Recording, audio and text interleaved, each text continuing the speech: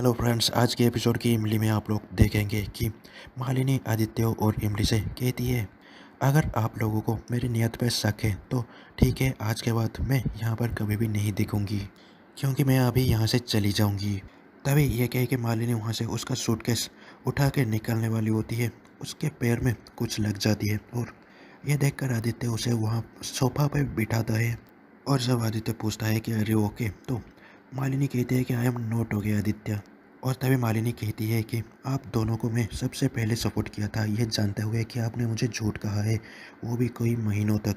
तो यह सुनकर आदित्य उसे सॉरी कहता है। मैं कुछ भी बिना जाने आपको बोल दिया, इसके लिए फिर से सॉरी कह रहा हूँ। तो मालिनी कहती है कि बिल्कुल वैसे ही जैसे आप बिना जाने मुझे वो इल्ज़ाम लगा दिया कि मैं आपको वहाँ कमरे में बंद कर दी थी। तभी मालिनी कहती है कि आपको अभी मेरे ऊपर भरोसा ही नहीं रहा आदित्य।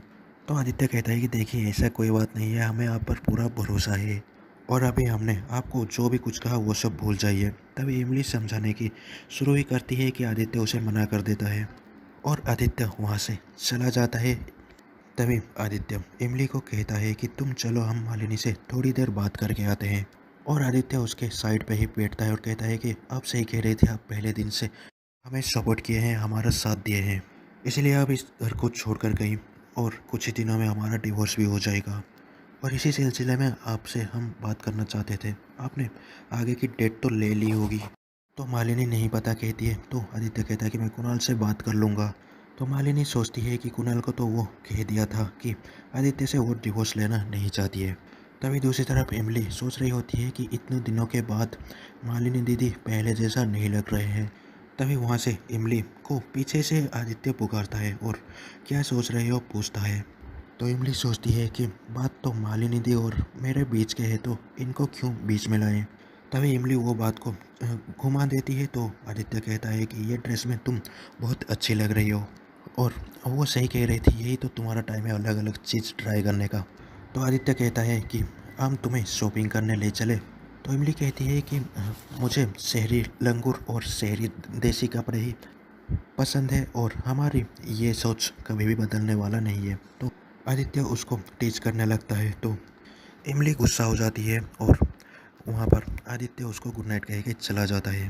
तभी इमली सोचती है कि कल ही हम मालिनी दी से ये बात करेंगे और सारा कुछ ठीक कर देंगे। ये बात हम बहुत देर तक मन में रखना नहीं चाहते हैं।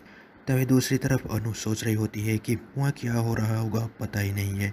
वो नौकरानी इतनी तेज है, मालिनी उसके भोलेपन के वजह से अपने रास्ते से ना हट जाए। तो देव आके कहता है कि तुम्हारी वजह से ही मालू अपने रास्ते से भटक गई है।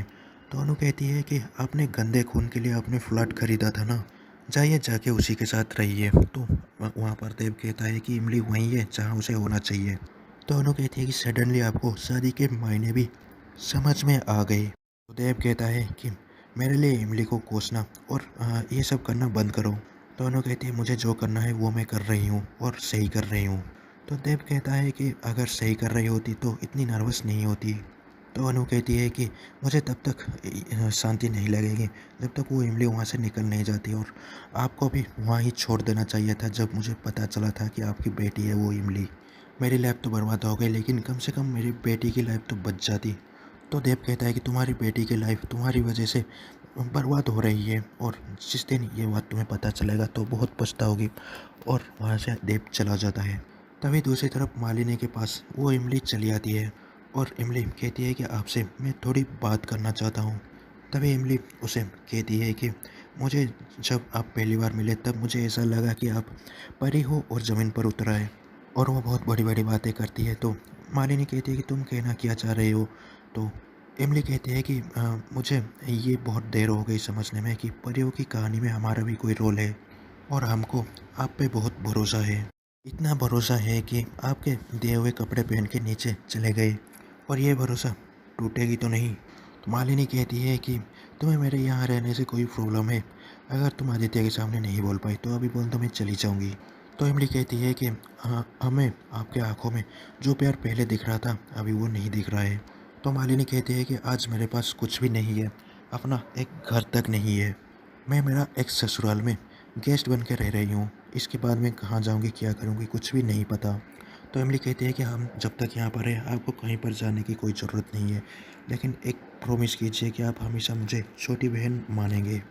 तभी वहाँ से ये कह के इमली वहाँ से जाने लगती है, लेकिन जब वो इमली मालिनी को एक ड्राइंग देता है, तो वो ड्राइंग के ऊपर इमली का नज़र पड़ती है, तो वो दोनों ही बिछड़ के जुदा होके पड़े हुए होते हैं। और ये देखकर इमली मालिनी से कुछ भी नहीं कहती है। तभी जब दूसरे दिन सुबह हो जाती है, तो अपर्णा मालिनी के लिए टिफ़िन बनवा के देती है।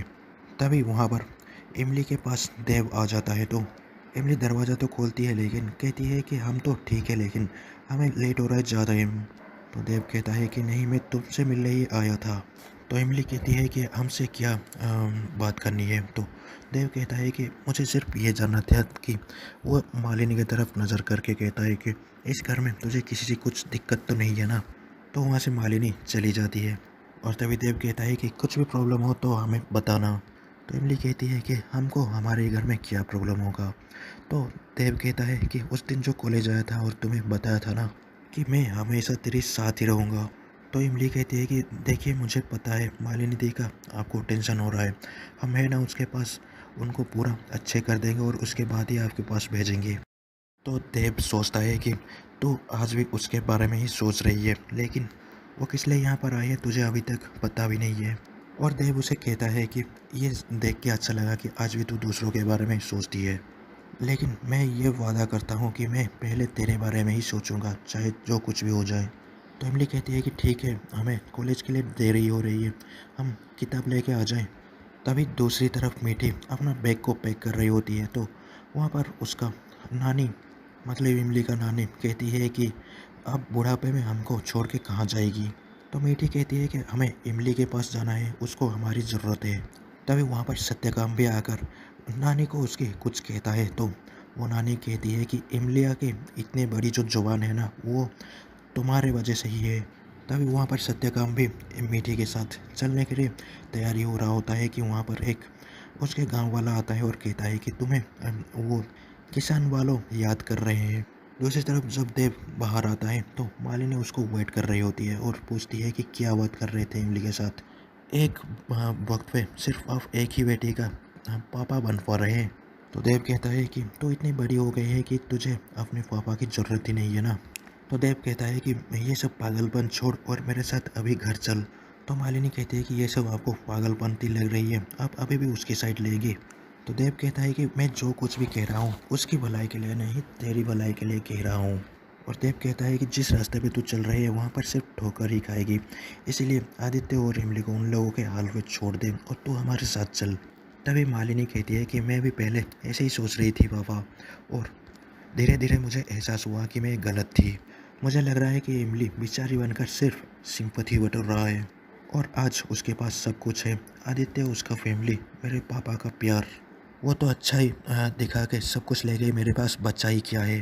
तो देव कहता है कि तू मेरे साथ अभी घर चल, तेरे को तेरे पापा से कोई भी नहीं छीन सकता है, लेकिन तू इसी रास्ते पे अगर चलती रही तो सब कुछ हार जाएगी, लेकिन फिर भी तू हमेशा मेरी प्रोफेसर ही रहेगी।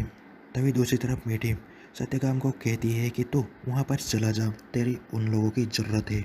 तो सत्यकाम पूछता है कि लेकिन इमलिया के क्या करेंगे। तो मीठी कहती है हम जाएंगे शहर।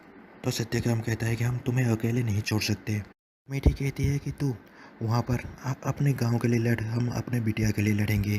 तभी मालिनी जब कुणाल के पास आती है, तो कुणाल पूछता है कि तुम यहाँ पर क्यों आई हो। तो मालिनी कहती है कि हमेशा की तरह हेल्प मांगने। तो कैसी मदद करने से इनकार कर देता है। तो मालिनी कहती है कि आदित्य आपके पास आएंगे, कैसी वो आपसे बात करेंगे और काउंसलिंग का डेट निकलवाने के लिए कहेंगे। तो कैसी कहता है कि अब तक तुम उसे ये सब नहीं बताया। तो मालिनी कहती है कि अब तक तो नहीं, वो खुद ये सब करे ये चाहती हूँ मैं। तो कुणाल कहता है कि मुझे ये नहीं लगता है कि वो इमली से ज़्यादा किसी को प्यार करेगा। तो मालिनी कहती है कि तब आप उन्हें नहीं देखा जब इमली उनके लाइफ में नहीं थी। तो मालिनी कहती है कि वो टाइम हमारे खूबसूरत था। तो कुणाल कहता है कि वो टाइम था, अभी नहीं है, और वैसे भी मैं झूठ नहीं बोल सकता हूँ। और उसके बाद किसी तरह मालिनी कैसी को मना लेता है, और आज का एपिसोड तो इतने में ही ख़त्म हो जाती है। आगे की एपिसोड्स के लिए सब्सक्राइब और लाइक ज़रूर कर दें।